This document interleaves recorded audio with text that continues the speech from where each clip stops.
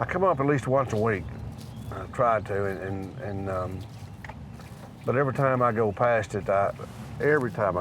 I'll just kind of hit the horn twice. It's just a little thing I do. Let him know I'm thinking about him, but I do come visit with him and spend some time out there, and it's peaceful, it's quiet, and it's a beautiful little cemetery.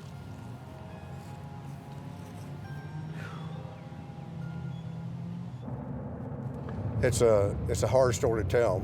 It's an important message, as I said, and the only way that I can do this is the support I get from the officers that attend the training. They keep in touch with me, they contact me, they say that this training saved my life, and that's what it's about. How many of you had an encounter with a sovereign? A few, okay. How many have not heard of sovereigns before? Never heard anything about them? Since 2011, of August 2011, I retired from West Memphis Police Department as their chief, and I've gone full-time into educating law enforcement around the country on the dangers of sovereign extremists. I hate law enforcement. We are their enemy, and you have to understand that. A sovereign basically is someone that is against our government, someone that does not believe in paying taxes. They don't think law enforcement has any authority over them. They don't believe in our court system. And they're basically, they would be close to anarchists. They don't want any leaders. They don't want anyone over them but God. So they're totally anti-government. And some of them, not all, are just a serious threat to law enforcement. Please hurry. Oh my God! Oh, shot! 2 cops are dead. The other one's in the ditch. They're both dead now. They killed both cops. They shot one, he fell in the ditch. The other one ran behind the car, and they shot him in the hand. All right, where's the suspect now? They just left in a white caravan. They went right up the exit. That guy had an automatic weapon.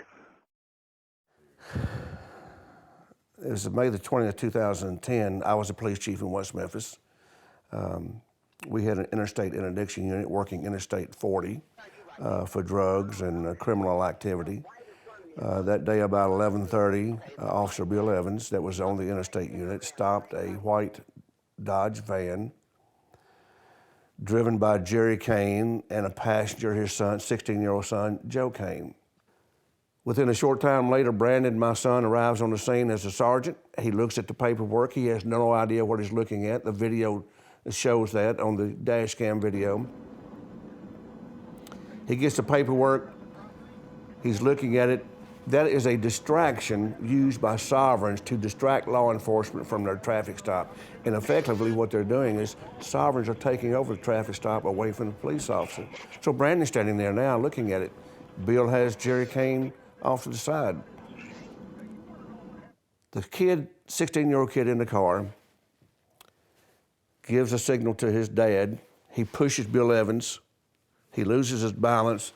The door opens on the car, on the van, and Brandon turns his head to see what happened to his partner. And when the door opened and Brandon turns his head, the exact same sequence of frame on the video, the kid gets out with an AK-47 and shoots and kills both officers. Brandon took 14 rounds. Bill took 11 rounds through his vest.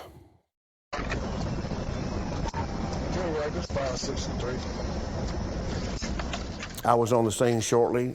My wife had just had open heart surgery. She's out of the hospital just for a few days. We were coming to Missouri to where we have a home. And we got on the interstate and a call comes out over my radio, officers down. I was within a mile of where it happened. We pull up, tell my wife to stay in the car. And I get out and I see an officer lying in the ditch down below where the police cars are. It was Officer Evans. So I look back up the hill and I see one of my sergeants standing there beside the 2 police cars. I go up and the sergeant stops me and says, "Chief, please don't go around there." I pushed him aside. I went around the corner of the car and I see Brandon lying there on his back. I'm looking down at him. The back of his head had been shot off. He was covered in blood, and he was lying in all these shell casings. I remember seeing all these shell casings there that he was in. I said, what? And I couldn't figure out what was going on. He had his left hand over on his heart, and his right hand was extended out like this, and his .40 caliber Glock was clutched in his right hand. And I was standing over him trying to sort my thoughts together about what was happening. It was just like so surreal, like a nightmare. A white unmarked sophomore unit that had shots fired, possibly a white van was going to be suspect. That day, that instant that I was standing over Brandon, I lost the passion I had to be in law enforcement. I've been to every state but Hawaii and Alaska, and I've given it hundreds of times. But you need to be as prepared as you can be. We can't bring Brandon and Bill back. They're gone forever. But we can do something for you, and particularly for your families, to keep you alive so they don't suffer like we're suffering every second of every single day. It never goes away. Your life changes forever.